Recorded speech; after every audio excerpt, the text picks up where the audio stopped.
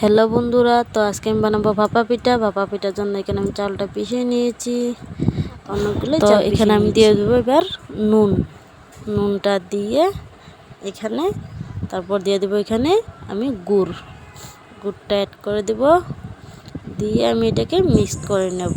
তো আমি কড়াইয়ের মধ্যে দিয়ে দিলাম চালটা, আর অল্প দিয়ে দেব, এটার মধ্যে ছোট হয়ে যাচ্ছিলো, দিয়ে দিলাম। এবার এটাকে বাটি দিয়ে ঢেকে রেখে দেব। এখানে অল্প জল ছিটা দিয়ে দেব। তো আমার ভাপা পিঠাটা হয়ে গিয়েছে, দেখো কত সুন্দর হয়েছে। এক এক করে সবগুলোকে আমি বানিয়ে নেব। তো আমি সবগুলো ভাপা পিঠা বানিয়ে নিয়েছি, দেখো কত সুন্দর হয়েছে। তোমরা ওইভাবে ঘরের মধ্যে বানিয়ে দেখতে পারো, ট্রাই করে, অনেক ভালো লাগে খেতে।